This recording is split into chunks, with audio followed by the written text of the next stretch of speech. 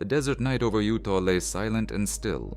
Suddenly, the station's instruments recorded absolute void, as if the world itself had stopped speaking. Beyond the dark horizon, 3 amber spheres ignited at once, hanging motionless in a perfect line. The desert of Utah stretched outward in every direction, a seemingly endless plain of sandstone ridges, salt flats, and eroded canyons that bore no trace of human life. In the summer of 1983, the United States Department of Energy authorized the temporary construction of a research outpost, a modest cluster of prefabricated modules and antenna towers that the staff simply called Station Wasteland. It was not marked on any public maps, and only 6 researchers lived there during that season.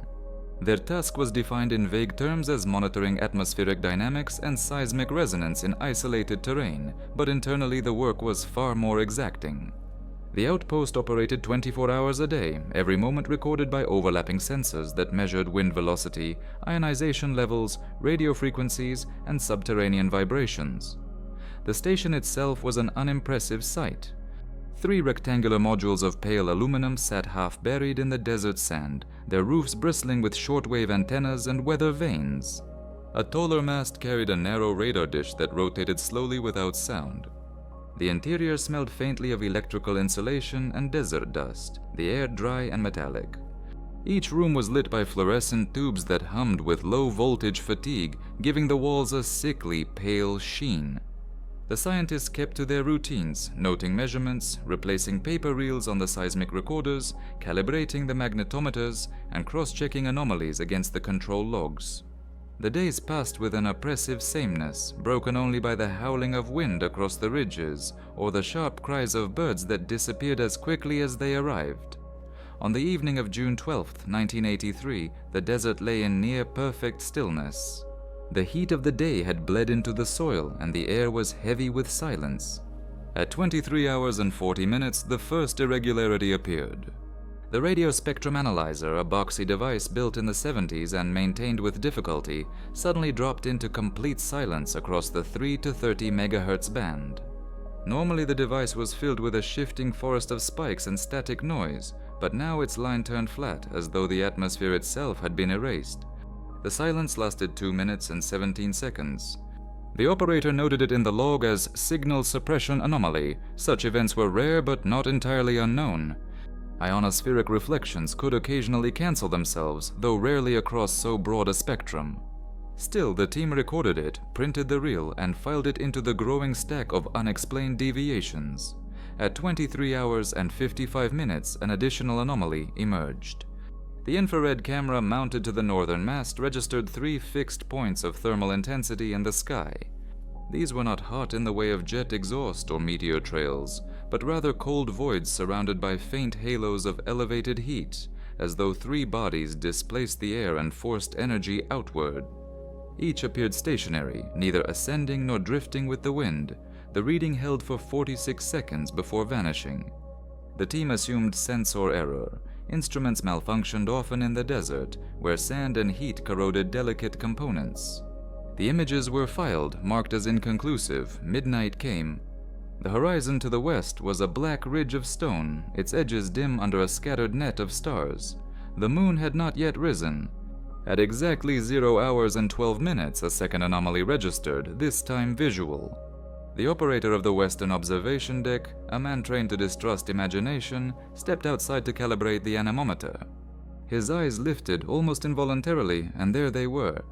3 luminous spheres, each the size of a small aircraft fuselage, hung above the horizon at an estimated distance of several kilometers. They emitted no beams, no blinking lights, only a steady white glow tinged with amber. Their edges were unnaturally sharp, as if cut into the sky rather than floating within it. The air was silent, not even the faint roar of wind carried across the desert. He marked their presence in the log at 0 hours and 14 minutes. His handwriting remained steady, but he underlined the phrase synchronized disappearance, for just as suddenly as they had appeared, the spheres vanished. They did not recede into distance, nor fade as lights extinguished by fog. They simply ceased to exist, one instant there, the next instant gone. At that same moment, the radio spectrum analyzer returned to life, filling the paper strip with static peaks and valleys once again. The instruments behaved as though nothing had happened. Yet in the logbooks, the anomaly was preserved. Inside the control room, other instruments carried traces of subtle disruption. The magnetometer registered a brief spike, only a fraction of a second, but sharper than any natural fluctuation. The seismic recorder produced a tremor too shallow and too symmetrical to be geological. The humidity gauge swung upward, despite the desert air remaining dry to the skin. Each of these readings, isolated, might have been dismissed as malfunction. Together, they formed a cluster without precedent. The next morning, the team reviewed the data in silence. They spread the paper reels across the steel table, aligning the time codes with ruler and pencil. The gap of 2 minutes and 17 seconds in the radio frequencies aligned precisely with the thermal anomaly, and both coincided with the appearance of the luminous spheres. The seismic tremor overlapped as well, recorded at 0 hours and 13 minutes, mere seconds before the disappearance. The team debated quietly whether to report the event in full detail. Previous anomalies, when sent to the central office in Denver, had returned with stamped notes: equipment error, environmental noise, no action required. Yet this case involved multiple instruments, synchronized across several systems. The absence of any natural explanation disturbed them more than they admitted aloud. By the evening of June 13th, the desert once again lay in silence. The sun bled across the ridges, and shadows stretched long across the dust. The station resumed its normal rhythm. Data reels were replaced, printouts sorted, equipment recalibrated. Yet each of the 6 researchers carried the memory of those 3 hovering spheres. Their presence lingered, silent and unresolved, like the afterimage of light behind closed eyes. Station Wasteland continued its work, recording winds, seismic tremors, and invisible signals in the dry air. But from that night onward, every operator who stepped outside to check the instruments found his eyes drawn to the western horizon, waiting for the return of those silent orbs that had appeared without reason and vanished without trace. In the days that followed the first recorded appearance of the luminous spheres, Station Wasteland remained outwardly unchanged. The desert around it kept its silence, the sun rose and fell with mechanical regularity, and the staff maintained their rotation of observations, calibrations, and handwritten logs. Yet beneath the veneer of procedure, a sense of unease thickened. The 6 researchers had not spoken openly of fear, but their bodies betrayed it in small ways. They lingered longer at the instrument panels, double-checked readings before filing them, and avoided stepping outside alone after nightfall. The anomaly of June 12, 1983 had lodged itself in their minds like grit in an otherwise perfect mechanism. By June 14th, the instruments began to reveal further disturbances. At 18 hours and 53 minutes, the seismic recorders, 3 independent units installed along a triangular grid around the station, began to display abrupt oscillations. These were not the rolling curves of a minor earthquake or the faint signatures of distant blasting. Instead, the traces formed sharp vertical peaks, like teeth driven into the paper reels. Each lasted only a fraction of a second, yet they repeated with precise intervals, 5 seconds apart, for nearly 9 minutes. The impression was not of natural movement, but of a hidden machine switching on and off beneath the earth. The amplitude was uniform, the rhythm deliberate. When the traces were compared to the catalogue of known seismic patterns, no correlation could be found. The nearest recorded similarity belonged to the operation of large-scale subterranean turbines, though no such installation existed within hundreds of kilometers. The researchers marked the anomaly as seismic irregularity resembling mechanical resonance. They clipped the paper reels and sealed them in the storage cabinet, aware that the classification mechanical resonance would not be welcomed by the reviewing office in Denver. The Department of Energy preferred to attribute irregularities to soil instability or environmental feedback. Suggesting the presence of engines under the desert floor was an act of speculation verging on insubordination. Still, the log was written. The spikes could not be denied. On June 15th, a new phenomenon emerged in the physical landscape itself. At dawn, one of the staff assigned to sample soil noticed a discoloration on the broad salt flat located 2 kilometers east of the station. The pale crust of the desert floor had always been uniform, its surface fractured only by long, natural fissures. Now it bore a circle. The mark was nearly perfect, a ring of soil discolored to a duller, grayish tone, 40 meters in diameter. The circumference was clean, without irregularities, as if drawn with a compass on an enormous scale. Viewed from the ridge above, the circle resembled an imprint, a negative impression of something vast that had pressed against the ground from above. Yet the soil was not burned or charred. Instead, it was compacted, the crust hardened as though under immense pressure, but without any trace of heat. Samples were taken. The hardened layer extended 12 centimeters below the surface, unusually deep for natural compaction in salt flats. Laboratory analysis revealed no chemical contamination, no petroleum residue, no ash, only compression. The circle seemed less like a burn and more like a footprint, pressed into the land by something heavy and deliberate. The researchers debated whether to photograph the site. In the end, 3 rolls of film were used, each from a different camera, the images carefully stored alongside the seismic reels. That same night, another anomaly unfolded. The desert sky was unusually clear, the Milky Way visible in sharp relief across the heavens. At 22 hours and 11 minutes, a shadow crossed the stars. The operator of the observation deck first assumed it to be a passing aircraft, but the shape was wrong. The object revealed itself as a diamond, elongated along its vertical axis, its edges sharply defined against the sky. It made no sound, no hum of engines or sweep of rotor blades. It drifted directly over the station, blotting out the stars as it passed. The darkness of the object was absolute.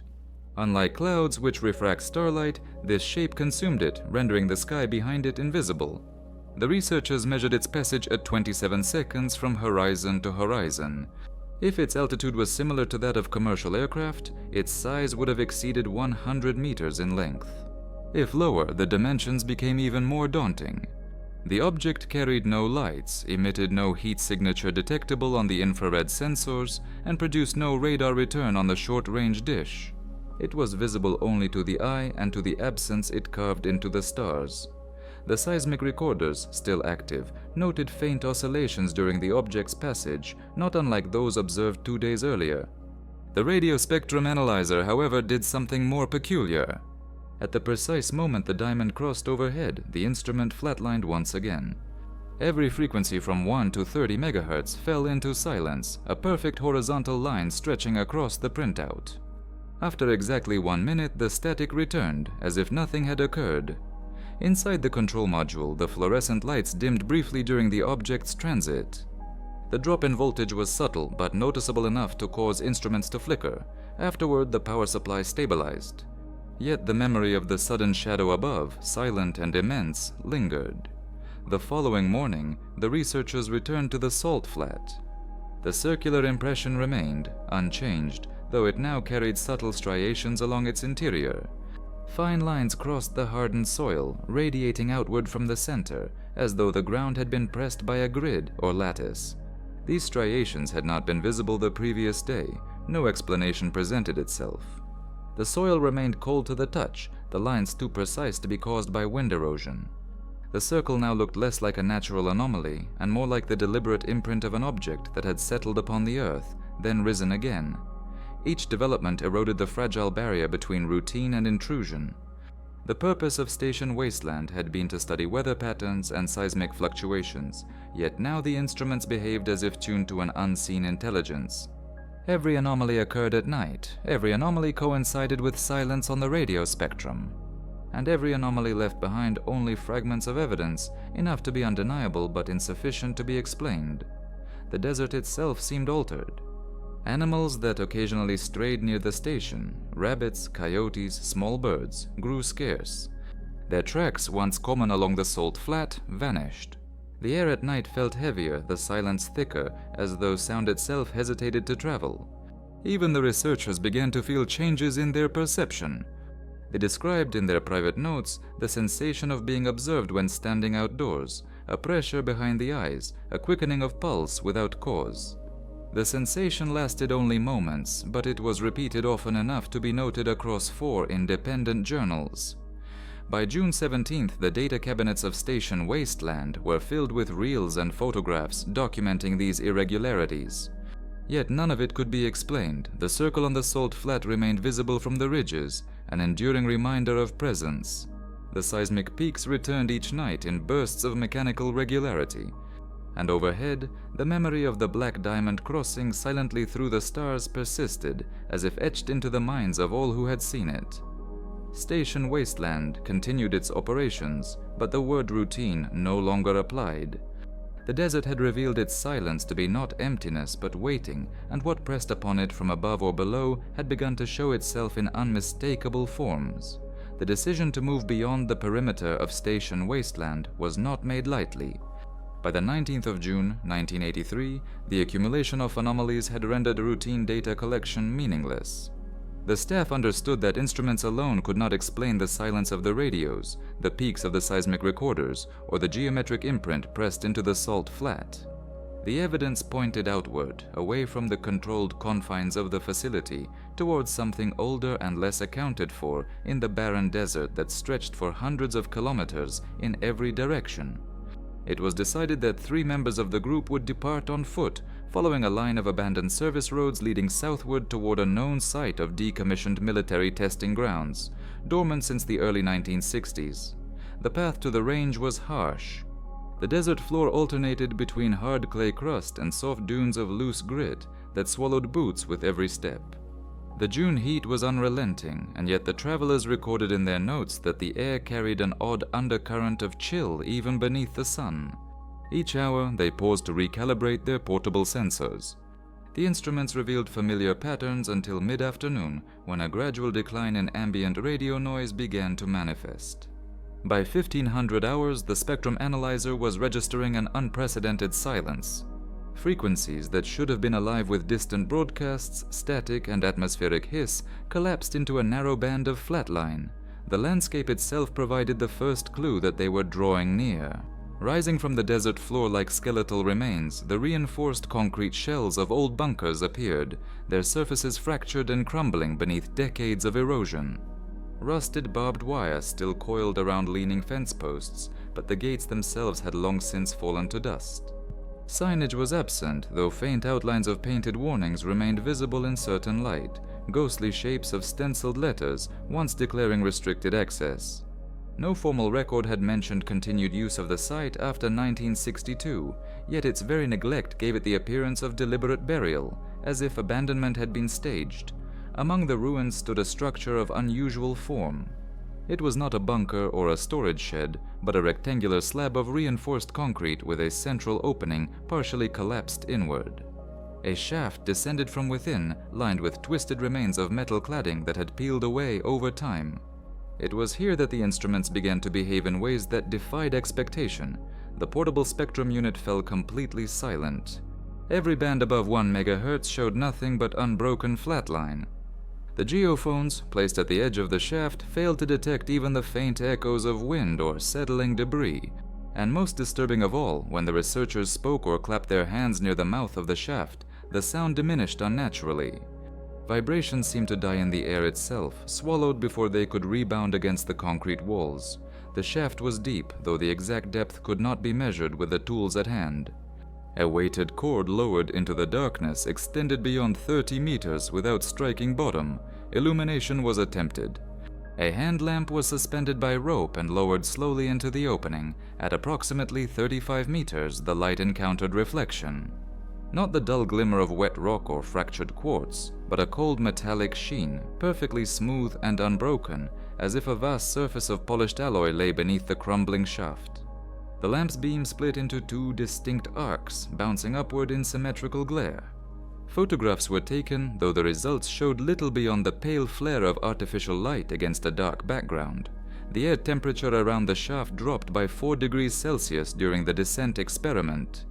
The portable magnetometer registered violent swings, spiking upward to readings that exceeded the scale of the device, then falling back to 0 without gradual transition. Each spike coincided with brief distortions in the photographic equipment. Images captured during these intervals showed streaks of light, blurred lines across the film, inconsistent with operator error or mechanical fault. As evening fell, the 3 researchers established a temporary observation point near the shaft. They recorded barometric pressure, infrared emissions, and atmospheric ionization levels, all of which displayed irregular shifts. But the most extraordinary development occurred not within the shaft, but above it. At 19 hours and 42 minutes, the first luminous sphere appeared on the horizon. Its glow was amber white, not dazzling, but distinct against the deepening sky. Within moments, 4 others emerged, drifting into view from separate points of the desert horizon until 5 in total had gathered. The formation they assumed was deliberate. 3 aligned into a triangular shape, while 2 hung symmetrically above, forming a pattern reminiscent of geometric overlays used in navigational plotting. The spheres maintained perfect station keeping. They did not waver in wind, nor shift in brightness, nor alter in altitude. Their dimensions, estimated by angular measurement, suggested diameters of 10 to 12 meters each. For nearly 3 hours, the formation remained motionless above the ruins. During this time, the instruments on the ground behaved erratically. The magnetometer oscillated violently, its needle swinging from one extreme to the other every few seconds. Portable radiation counters ticked irregularly, producing short bursts of elevated counts without sustained exposure. Even the analog watches worn by the researchers began to falter, their second hands stuttering as if held in invisible resistance. The silence of the desert deepened. Coyotes that often prowled the range at dusk did not appear. The usual drone of insects was absent. The 3 researchers noted in their journals that it felt as though the very atmosphere had become suspended, every natural process suppressed or paused. The spheres themselves gave off no sound, no exhaust, no visible propulsion. Their glow was steady, neither pulsating nor flickering, and yet their presence was overwhelming. The sky around them seemed subtly distorted, the stars behind their outlines shimmering faintly as though viewed through heated air. At 22 hours precisely, the formation dispersed. Not in gradual flight, but in simultaneous vanishing. All 5 spheres blinked out in the same instant, leaving only the empty night sky. The magnetometer fell silent. The radiation counters steadied, the air temperature returned to its previous reading. Only the shaft remained, swallowing sound and reflecting the faintest glimmer of light from its hidden surface below. The 3 researchers, exhausted and unsettled, recorded their final measurements before making the return trek. They carried with them the reels of seismic data, the rolls of film, and the notes of their observations, all of which pointed to the same conclusion. The desert was not empty, and beneath its surface lay something vast, deliberate, and responsive. Above, the spheres had lingered in patient stillness, as though acknowledging the attention directed into the shaft. The desert closed in around the site once more, silent and indifferent, yet forever marked by what had been revealed. The shaft was not merely a ruin, and the spheres were not merely lights. Together they formed a system of presence and response, inscrutable and unrecorded in any official archive. Station Wasteland would receive the data the next morning, but the meaning of what had been witnessed would remain unresolved. The descent expedition had returned alive, but it had brought with it more questions than answers, and the desert seemed to withhold its explanations as deliberately as it revealed its signs. By the morning of June 20th, 1983, the desert no longer resembled an inert landscape. The first signs came with the dawn shift, when the monitoring station's locators began to register dozens of discrete contacts in the upper atmosphere. The signals were not consistent with conventional aircraft. They appeared suddenly, without approach, and vanished just as quickly, leaving no transitional traces. At times, the screens displayed as many as 30 returns at once, scattered across the sky like a constellation of artificial stars. Within seconds, the display would collapse back to emptiness, only to reappear moments later in a different pattern. Visually, the observers on the ground confirmed that the sky itself had begun to carry signs. At first, they mistook them for ordinary atmospheric phenomena, pale glimmers near the horizon, reflections of early sunlight on high ice crystals. But the lights shifted in ways no natural source could sustain. They flared into sudden brilliance and then dimmed, leaving behind silhouettes too defined to be clouds. The forms were white, geometric, and silent. Some hung in the air like angular slats, others flickered like blades cutting through the atmosphere. None resembled satellites, aircraft, or meteorological balloons. Their sudden appearance above an otherwise clear desert sky pushed every rational category into collapse. The video cameras trained on the salt flats, and the horizon recorded their own anomalies. Replayed frame by frame, the tapes showed streaks of vertical light, narrow columns descending straight downward from the upper atmosphere to the desert floor. These luminous shafts were not visible to the naked eye in real time. Only on playback did they reveal themselves, glowing with the sharpness of welding arcs, cutting through the image with unnatural precision. At times, multiple columns appeared in parallel, aligned as though they formed part of a structured grid invisible to human perception. The observers debated whether they had been captured due to some quirk of the camera lenses, but every angle and every device produced the same result. By mid-morning, the physiological toll began to emerge. One of the younger staff members, stationed near the monitoring consoles, reported an intense ringing in both ears. The sensation built over minutes into a punishing frequency, enough to disrupt balance and induce nausea. Within the hour, he suffered a sudden nosebleed, blood running freely without prior injury. He was removed from the consoles and placed in a side room, though his symptoms continued intermittently throughout the day. Others noted lesser but similar effects: brief dizziness, headaches, and an unusual sensation of pressure, as though the air itself were compressing against the skull. At the outer perimeter of the salt flat, new phenomena emerged. A luminous dome began to form along the southern boundary, first as a faint distortion in the morning haze, and then as a visible hemisphere of glowing air. It shimmered faintly, amber-white, not unlike heat rising from asphalt, but brighter and more defined. The dome expanded outward until it spanned more than 50 meters across, resting directly upon the salt crust. Observers reported that its surface seemed semi-permeable, like mist encased in glass. The instruments registered a strong rise in ionization levels around the dome, with counters clicking at irregular but elevated rates. Within minutes, a column of amber light erupted from the center of the dome. It extended upward in a solid beam, cutting through the desert atmosphere and disappearing into the high stratosphere. Unlike a spotlight, it emitted no diffusion, no spread of photons into the air. Its edges were sharply defined, a pillar of radiance without visible source. The column persisted for nearly 4 minutes. During that time, seismic recorders beneath the dome site captured oscillations reminiscent of a heavy engine activating deep underground. The pattern was rhythmic, rising and falling with intervals of approximately 11 seconds. When the beam retracted, silence followed. The dome dimmed, then pulsed once more. From its core, a shadow began to rise. At first it appeared as an indistinct mass, darker than the surrounding desert air. Gradually edges clarified into structure, an immense triangular form lifting slowly from the ground. Its base stretched wide, spanning at least 100 meters from tip to tip, and its surface reflected no light, absorbing every trace of sun that touched it. The triangular craft rose with absolute silence, no exhaust, no tremor of displaced air. Beneath its base, faint luminous points glowed, arranged in a pattern of 3 equidistant lights, forming their own triangle within the larger geometry. The structure ascended until it cleared the dome entirely, which then collapsed like vapor dissipating. Observers noted that the craft seemed both vast and weightless. It moved with the stillness of a shadow separating from the earth, unaffected by wind or resistance. The instruments confirmed a sharp magnetic anomaly during its ascent, with flux readings oscillating violently before stabilizing as the object reached higher altitude.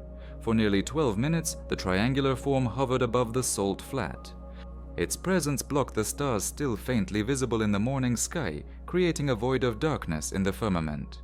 Some on the ground described a sensation of being observed, though no visible apertures or sensors were apparent on the structure's surface. At regular intervals, thin beams of white light descended from the underside of the craft, touching the ground in silent contact. Each beam left behind a faint circular mark on the salt crust, no larger than a meter across, glowing briefly before fading. The psychological weight grew heavier with every passing minute. The staff, though trained in detached observation, wrote in their journals of a pressure that went beyond sound or weight. It was as if the triangular presence imposed itself not only upon the desert but upon thought itself. Concentration faltered, hands shook. Notes became erratic, filled with unfinished sentences and repeated words. The sense of time distorted, minutes stretching into what felt like hours as the immense form lingered above. At precisely 11 hours and 27 minutes, the triangular craft ascended further, accelerating without transition. One moment it hovered, the next it had surged upward at impossible velocity, leaving no contrail, no sonic boom, no disturbance of the desert air. The sky closed behind it, empty once again, leaving only the marks on the salt crust and the echoes recorded by machines. The aftermath was one of exhaustion and dread. Instruments had been pushed beyond their limits, registering data in ranges they were not built to measure. Personnel remained shaken, one still suffering intermittent bleeding and auditory pain. The desert, so often a place of silence and stillness, now carried the memory of intervention, of a presence vast enough to alter not only physical measures, but the very sense of reality among those who watched. The phenomenon was filed in the logbooks without explanation. No ordinary category could contain what had occurred. It was clear only that observation had escalated into intervention, and that whatever intelligence guided the event had chosen that morning to reveal both control and indifference. The desert was no longer a passive backdrop. It had become a stage for incursions that human instruments could barely capture and human perception could not withstand. The silence fell without warning. At 19 hours and 42 minutes, all outgoing transmissions from the desert station ceased. The cutoff was not gradual.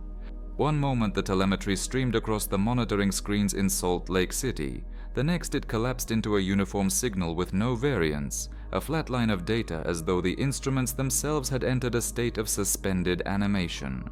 Red indicators blinked to confirm that the channels were still open, yet nothing moved across them. The final recordings, when examined later, captured a sequence unlike anything that had been logged before.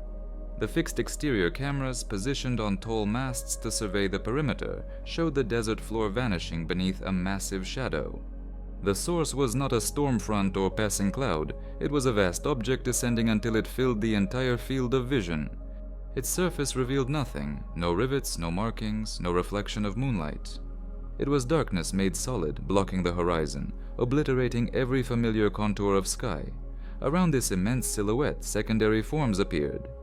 They were luminous spheres, smaller than the primary structure but equally unsettling. Each sphere glowed with a dull white corona, neither brilliant nor weak, and together they traced an orbit around the larger mass. The motion was deliberate, maintaining precise equidistant spacing. Within minutes, the formation resembled a crown, a rotating halo encircling the central void. The microphones captured sound, but it was not the sound of life. A low-frequency resonance emerged, pulsing in steady intervals, vibrating through the air with the density of ocean waves. It bore no resemblance to engines or machinery. It was more akin to geological tremors, a voice of the earth that had been shifted upward into the range of hearing. At certain frequencies, the tone became almost inaudible to the human ear, but the recording needles shook violently, registering power beyond their calibration. There were no cries. No rush of footsteps, no doors slamming. The station's interior remained absent of human presence in both sound and movement. In the final 30 seconds of recording, one camera within the central hall captured a faint distortion, a shimmer across the air as though the room itself were being pulled sideways. Furniture vibrated slightly. A loose sheet of paper lifted from a desk and then settled again. Beyond that, there was nothing. By dawn of June 21st, a small emergency relief convoy, dispatched after repeated failed attempts to raise the station, reached the site. They expected malfunction, perhaps a collapsed generator or damaged antenna array. Instead, they found emptiness. The first detail noticed was the state of the doors. Every entry was unlatched, some wide open to the desert wind. Yet none showed signs of forced entry. Hinges were intact, locks unbroken. Inside, the station appeared preserved mid-motion, as though the staff had simply stood up and left in silence. Meals were still laid out upon metal trays in the mess hall, untouched and cooling in place. Cups half filled with coffee had grown a thin skin of oil on their surface, but the liquid inside remained warm enough to suggest that only hours had passed since they were poured. The instruments remained active.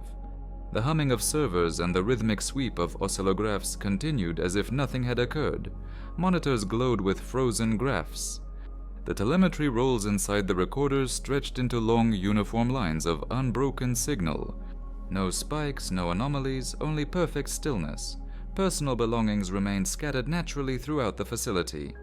Coats hung neatly by the entrance. Notebooks sat open at desks with pens resting on unfinished sentences. A wristwatch ticked steadily on a nightstand beside an empty bunk. No item suggested panic. No overturned chairs, no broken glass, no signs of hurried departure. The absence of struggle was total. The rescue personnel conducted a perimeter sweep. The desert offered no clues. No footprints led away from the station. No tire tracks marked the salt crust. The ground was pristine except for faint impressions near the northern edge of the compound. These impressions formed circles, shallow depressions in the soil approximately 3 meters wide, spaced at intervals around the facility.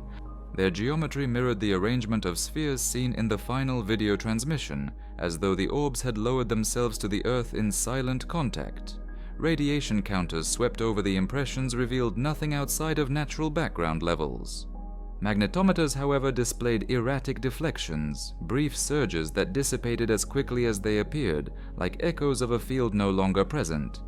The air smelled faintly metallic, a tang impossible to attribute to machinery or environment. The convoy leader ordered every building inspected. The laboratories were immaculate, samples remained labeled and ordered, glass vials aligned on racks. Refrigeration units hummed softly with preserved contents. The communications room, normally alive with chatter and data bursts, was hushed except for the mechanical whir of recording equipment. The bunks were empty, sheets turned back as though the occupants had risen only moments before departure. The search stretched into the afternoon, but nothing more was discovered. No bodies, no traces of exit, no signals of distress. The 6 members of the research group had vanished as if absorbed by the silence itself. As the team prepared to withdraw, one final anomaly was noted. In the storage annex, among rows of geological equipment, a small portable recorder was found running. Unlike the main consoles, this device had captured a continuous audio stream through the night. When played back, it revealed only the same bass resonance heard in the official logs, punctuated by silence. Yet in the final minutes, a brief fluctuation occurred. The tone shifted upward into a higher harmonic, and for 2 seconds the recorder emitted a sound that resembled breathing, slow, steady, and not human. No explanation was entered into the logbooks. The station was left operational, its machines continuing to run, but no staff remained to watch them. Reports filed later reduced the matter to total personnel loss, cause undetermined. The desert reclaimed its quiet, leaving behind a facility intact but emptied of life, a hollow shell preserved with the precision of a photograph. The disappearance was absolute. Only the long unbroken lines of the instrument rolls remained as testimony, straight marks across white paper, symbols of continuity that masked the void where 6 lives had been. 1 week after the final transmission, the official communiqué was released. The wording was brief, detached, and clinical. It stated that during routine operations in the Utah desert, the research group had succumbed to environmental hazards. The explanation described a desert accident, attributing the loss of personnel to extreme exposure, equipment malfunction, and potential disorientation. No mention was made of the transmissions, the objects in the sky, or the silent abandonment of the station. To the public record, the incident was closed, but behind closed doors, the file did not end with that declaration. In the restricted archives of a federal repository in Washington, D.C., a separate folder was created under the classification level reserved for incidents of strategic interest. Within it, the surviving records of the station were assembled with meticulous care. Photographs formed the first section. These images, recovered from both automated cameras and the portable devices of the research staff, displayed luminous anomalies above the salt flats. The most striking frames showed multiple orbs suspended in precise formation, their glow faint but distinctly separate from natural stars. The spheres appeared identical in size, arranged at exact intervals that suggested geometric intent. Several images captured the central shadow, the immense triangular void that had hovered above the station. In these photographs, the outline was faint, almost indistinguishable from the night, but the absence of starlight behind it made its presence undeniable. The second section contained instrument logs. Magnetometer charts displayed violent surges recorded at the exact window of disappearance. The spikes rose with mathematical symmetry, some reaching levels beyond the instrument's calibration. Oscillographs showed disruptions resembling harmonic waves, a layered resonance that did not match seismic or atmospheric events. The lines converged into patterns that analysts later described as artificial interference, not random noise. Handwritten notes from the emergency relief team were preserved, though heavily redacted. Margins contained hurried observations, doors open, meals untouched, flat signal across all devices, and unexplained impressions around perimeter. One entry dated June 22nd referenced visual similarity to previous classified cases. The handwriting was neat, but the sentence was partially erased, leaving only fragments visible. Beyond this, the report shifted abruptly. Several pages had been cut from the binding, their absence noted with numbered placeholders. Between the missing sections, one paragraph survived with minimal redaction. It read, "Visual presence of multiple unidentified aerial objects confirmed. Further observation deemed inadvisable. Containment procedures recommended. No escalation required. The next surviving entry was a type directive from the Department of Energy in coordination with the Air Force. It authorized immediate closure of the research site. The shaft discovered near the abandoned military proving ground was ordered to be sealed with concrete infill. The surrounding perimeter was fenced with barbed wire and posted with signs declaring restricted federal property. The station itself was dismantled piece by piece, its instruments removed, its power systems disconnected. By the end of July 1984, only a skeletal frame of foundations and scattered debris remained, lost in the silence of the desert. The file also included satellite reconnaissance images. These frames were taken years after the disappearance, long after the site had been declared dormant. Despite the supposed emptiness, anomalies persisted. On 3 separate occasions, the orbital sensors recorded brief flashes of light originating from the same coordinates as the sealed shaft. The flashes were not meteorological. They registered as concentrated bursts, lasting less than 1 second each, with intensity sufficient to saturate the detectors. The annotations beneath the images labeled them unexplained energy events. Internal memoranda revealed disagreement among analysts. Some argued that the flashes were likely sensor malfunctions, artifacts caused by cosmic radiation or reflection anomalies. Others noted that the precision of the coordinates across years of separation argued against random error. A summary by one intelligence officer stated, "Pattern recurrence cannot be dismissed as coincidence." Correlation with previous events remains unresolved. The archive contained no further action plans. No task force was assigned, no follow-up expeditions ordered. The language of the documents shifted toward dismissal. Terms such as non-critical phenomena, non-hostile anomalies, and beyond current operational interest appeared repeatedly. The phrase, "no escalation," was underlined in several directives, echoing a pattern of bureaucratic retreat familiar to anyone who had traced similar cases across the Cold War years. For those with clearance to view the sealed report, the conclusion was unsettling in its silence. It suggested not ignorance but resignation, as if those responsible had decided that certain mysteries were better left untouched. The final page bore no analysis, only a procedural stamp. File closed, observation suspended, yet the land itself resisted closure. Local pilots reported faint glows above the salt flats during long-haul flights. Amateur radio operators in the surrounding counties noted episodes of sudden static, concentrated on the same frequencies that the station had once monitored. On certain nights, satellite feeds leaked into civilian weather databases, displaying momentary blooms of light over coordinates that had long since been erased from maps. In time, the sealed report became another fragment in a growing collection of incidents relegated to the margins of history. Officially, 6 researchers had been lost to an accident in the desert. Unofficially, the evidence suggested an encounter with something unclassified, deliberate, and enduring. The shaft was buried, the site abandoned, the access denied. Yet the sky above Utah did not forget. The flashes continued, faint and intermittent, visible only to those who searched for them in silence. And somewhere in the locked drawers of the archive, the missing pages of the report remained, cut from their binding, waiting in obscurity.